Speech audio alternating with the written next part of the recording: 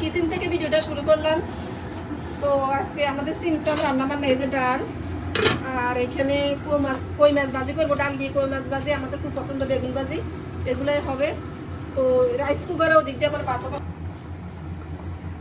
এগুলো বউ করতেছে, আর আমি কি কই যে আজকে একটু বলছি যে ওই যে বড়িগুলো ধুয়ে দেওয়ার জন্য বড়ির আচার করবো। তো আজকে বড়ির আচার কীভাবে করি এই রেসিপিটা একটা শেয়ার করবো আর কি। প্রথমে বড়িগুলো একটু আমি আগে শুকিয়ে নিছি আর কি, শুকিয়ে ভালো করে শুকিয়ে নিছি, তাহলে একটু ভালো করে আবার ধুয়ে দিচ্ছি, কারণ বাইরে দেওয়া হয়েছে তো ধুলোবালি করতে পারি, সেজন্য আবার ধুয়ে দিচ্ছে। তো এখন আমি একটু হালকা গরম করে নিই, কিছু গরম করে বসিয়ে আর কি।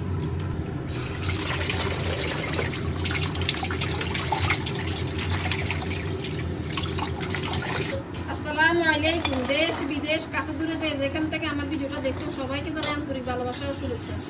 বরাবর আমার আপনাদের মাঝে চলে আসুন তোর একটা ভিডিও নিয়ে, আশা করি আপনাদের কাছে ভালো লাগবে। ভালো লাগলে অবশ্যই আমার ভিডিওটা একটা লাইক দিয়ে দেবেন, আর খুব বেশি ভালো লাগলে সাবস্ক্রাইব করে দিতে ভুলবেন না। আর যারা সাবস্ক্রাইব করে আমার পাশে আছেন তাদেরকে আমার মন থেকে জানাই অসংখ্য ধন্যবাদ। আর যারা ফেসবুক থেকে আমার ভিডিওটা দেখবেন তো অবশ্যই পেজটা ফলো করে দিবেন। ইনশাল্লাহ আমিও আপনাদের পাশে আসি দাঁড়াবো। তো এখন আমি বড়িগুলো আগে একটু সিদ্ধ করব। একটু পানি দিয়ে আছে, ওই যে ফিল্টারে একটু পানি দিয়ে দেব। এই যে পানি দিয়ে দিলাম একটু, দাও শুকনো বড়ি তো পানি লাগবে, ঠিক আছে স্যার লাগবে না। আর একটু লবণ দিয়ে দিলাম, তারপরে এখন দিয়ে দিলাম একটু মরিচের গুঁড়া, লাল মরিচের গুঁড়া। একটু সুন্দর কালারের জন্য একটু হলুদের গুঁড়া দেওয়া যায়, কালারটা যাতে সুন্দর হয়। হলুদের গুঁড়া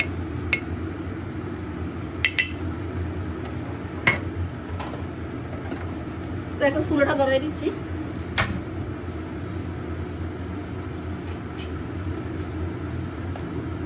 এবার সিদ্ধ হোক আস্তে আস্তে। আর এদিকে বউ দেখেন মাছ কষে করতেছে।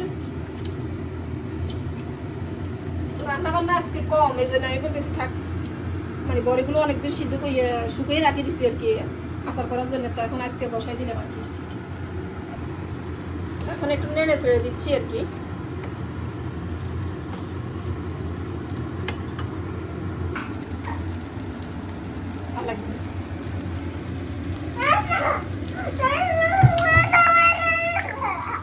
এখানে এখন তেল দিয়ে দিলাম, পাতিলটা ভালো করে ধুয়ে নিচ্ছি আর কি। আর বড়িগুলো এখানে রেখে দিচ্ছি, বড়িগুলো দেখাও।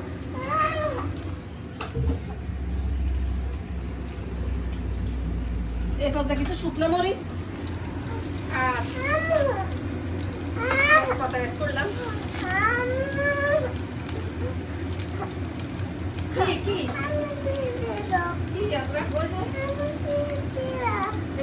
টিপ দিবে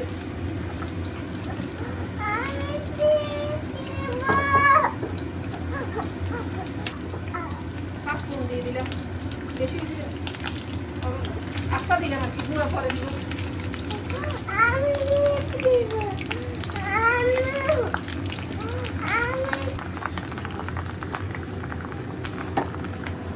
আদরাকে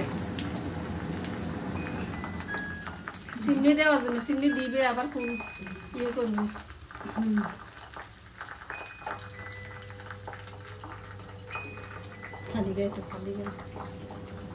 খুশি এখন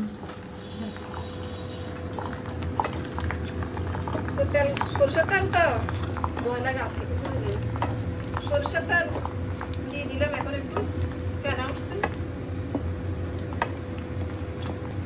এই পর্যায়ে দিয়ে দিলাম এখন বড়িগুলা, সিদ্ধ করা বড়িগুলা দিয়ে দিলাম।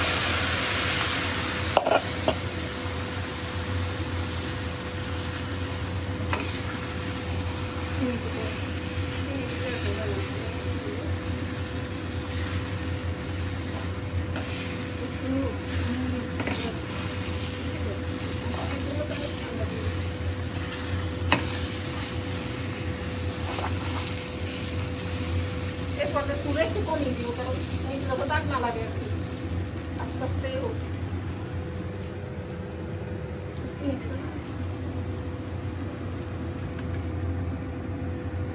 চিনি দিচ্ছি এখন। আমি মিষ্টিটা আপনার মন মতো, আপনি কতটুকু পরিমাণ মিষ্টি খাবেন, কতটুকু পরিমাণ টক রাখবেন ওইটা। এখন এটা দিয়ে দেখি, পরে যদি লাগে আবার দিব।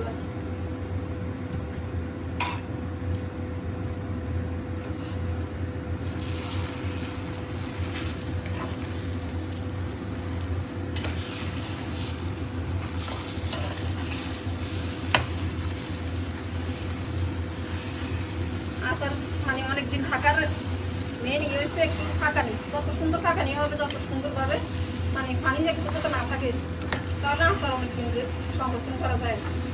সেই জন্য চুলা কমিয়ে দিছে, আস্তে আস্তে পানিগুলো শুকাবে হবে।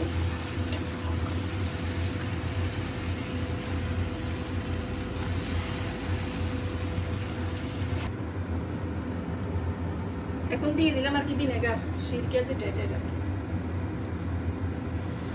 সিরকে দিলে অনেকদিন থাকে আর কি কিন্তু টকের পরিমাণ বেড়ে যায়, সেজন্য আমি চিনি এক দিচ্ছি আবারও, কিন্তু এটা ভিডিও করিনি। এখন প্যাকেট রাঁধুনি, পাঁচফোড়ন মশলাগুলো দিয়ে দিব, আস্তাও দিলাম তেলের বাগারের মধ্যে, এখন পাঁচফোড়ন মশলা দিচ্ছি।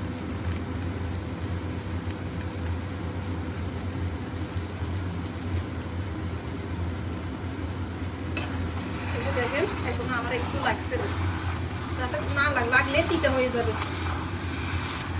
এদিকে খেয়াল রাখতে হবে।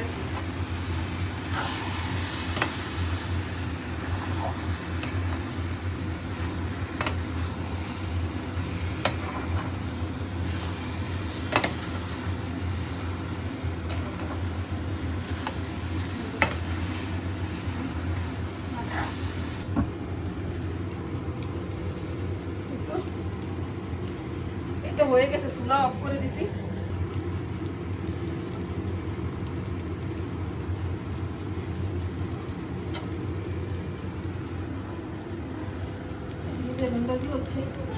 তো ভিডিওটা আজকে এ পর্যন্তই, সবাই ভালো থাকেন, সুস্থ থাকেন, ইনশাআল্লাহ দেখা হবে পরবর্তী ভিডিওতে। সে পর্যন্ত আল্লাহ হাফেজ।